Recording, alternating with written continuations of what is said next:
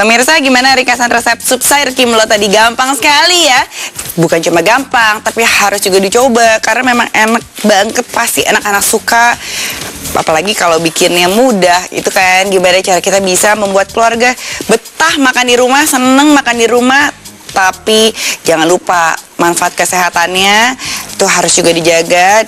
Dan jangan buat yang itu aja, nanti bosen, pengennya makan di luar. Kemudian yang ada juga nyarinya cemil-cemilan yang gak sehat. Mendingan kita bikin makanan yang sehat di rumah.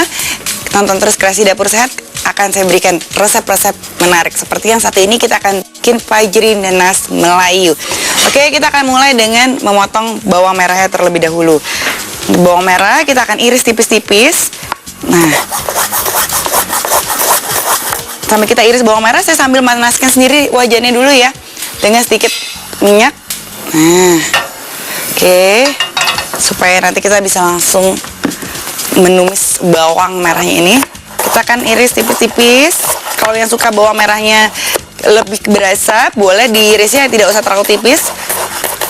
Selera ya, enaknya kalau masak ini kita bisa sesuai dengan selera. Oke, nah udah selesai. Seperti biasanya, gimana sih supaya bawang merah ini lebih crunchy? Saya kasih tahu tipsnya. Kita akan kasih di sini sedikit garam, dikit aja, like a pinch of salt. Nah, kemudian kita campur semua menjadi satu. Kalau mau kasih sedikit lada juga boleh. Apa sih tujuannya? Supaya bawang merahnya ini ada rasanya dan juga jauh lebih crunchy jadinya kalau kita udah campur semuanya dengan garam. Oke. Nah, udah panas wajannya. Kita langsung masukkan aja bawang merahnya. Nah, sambil bawang merahnya tercampur, kita akan potong cabai merah ini. Yang kita pilih yang bukan cabai rawit ya. Jadi supaya pedasnya juga tidak terlalu berasa. Jadi ini untuk menyeimbangkan rasa nanasnya, kita akan pakai cabai merah.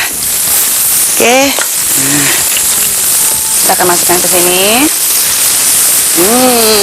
Harum sekali. Oke, nah kemudian setelah semuanya tercampur menjadi satu, kita akan kasih sedikit air. Kasih air sedikit.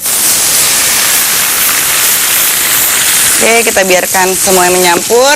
Nah, apa sih gunanya kita kasih air sedikit? Kita perlu cengkehnya ini terinfuse atau juga ada rasanya. Karena itu kita perlu air untuk membuat cengkehnya ini dan juga kayu manisnya, flavornya tuh keluar. Nah, kita diamkan dulu sambil menunggu fajri nanas Melayu kita terinfuse dengan kayu manis dan juga dengan cengkeh. Kita akan potong nanasnya terlebih dahulu. Ini kita bisa potong nanas sendiri di rumah, ada alatnya juga, atau juga bisa langsung ke toko buah minta tolong untuk dibersihkan. Oke, kita langsung sekarang aja potong. Saya akan potong bulat supaya nanti jauh lebih cantik bentuknya. Segar sekali ya. Nah, kemudian kita akan bagi menjadi dua supaya nanti natanya cantik. Jangan khawatir, ini sepertinya banyak ya, padahal kalau dia sudah nanti terkena panas akan sedikit menyusut kurang lebih 20%. Oke, supaya lebih cantik pelan-pelan dimasukinnya jadi supaya dia tidak hancur. Karena makanan itu bukan cuma dari baunya, tapi juga dari rasa dan teksturnya. Jadi supaya menarik, kita harus bikin cantik juga nih. Oke, kita boleh gedekan apinya sedikit. This will taste very good. Oke, kita biarkan dulu sampai bumbu dari kayu manis dan juga cengkehnya ini menyerap di nanas kita.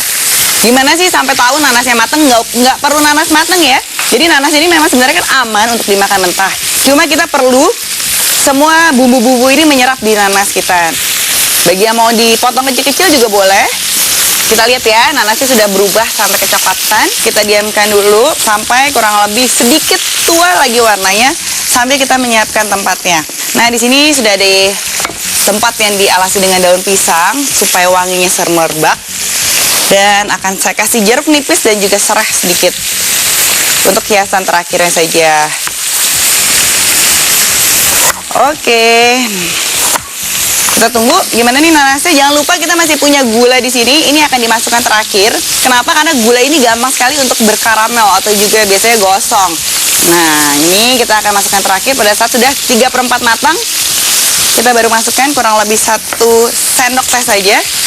kemudian kita baru balikan. Nah, apa sih fungsinya gula ini? Kita nggak mau bikin dessert ya, jadi kita mau ini bikin sayur untuk makanan kita. Biasanya ini dimakannya dengan nasi nanasnya. Jadi jangan khawatir bagi yang mungkin kaget, masa masak nanas. Ingat nggak kalau kita masak asam manis biasanya selalu ada nanas. Ini seperti itu juga, kita punya sayur nanas. Jangan lupa gulanya terakhir saja supaya dia tidak gosong, cepat gosong. 3/4 dia sudah matang, kita akan balik-balikan. Kita lihat ya pemirsa, warnanya sudah berubah, udah ada kecoklatan di semua sisinya. Ini saatnya kita bisa langsung angkat. Kita tata, sajikan satu persatu. Pertama dengan nanasnya seperti ini, menjajar beriringan ya. Setelah itu baru kayu manis di atasnya. Wangi sekali nanas ini, menggugah selera. Nah, kayu manisnya bisa taruh di atasnya dengan sedikit chilinya ini ya.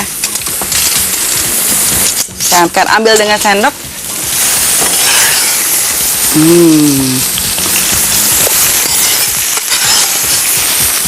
Wow, warna yang menarik, tentunya juga dengan rasa yang yummy dan harus dicoba. Bagi pencinta nanas ataupun juga bagi bukan big fans of pineapple, tetap bisa mencoba hidangan yang satu ini. Nah, kita kasih sedikit jeruk di atasnya. Bagi yang mungkin pengen sedikit rasanya ada asam-asam dari jeruknya, boleh ditambahkan karena nanasnya manis ya. Dan dari nanas kita udah pilih yang mateng, kemudian ada tambahan gulanya, jadi sangat enak kalau ditambahkan dengan sedikit aja rasa dari jeruk nipis ataupun juga jeruk limau. Oke, saya kasih sedikit sara di atasnya supaya mempercantik warnanya saja. Nah, kita sudah bisa sajikan langsung fajri nanas Melayu dengan sup sayur kimlo. Gimana pemirsa? Sudah bisa semuanya buat ya?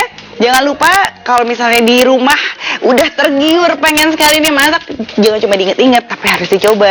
Nanti kalau udah jadi bisa difoto, diupload. Bukan cuma keluarga aja senang, bisa bangga, bisa bikin makanannya spesial setiap harinya. Nah, sekarang saatnya untuk melihat ringkasan resep dari Fajri Nanas sambil saya akan bawa kedua masakan ini ke meja makan saya.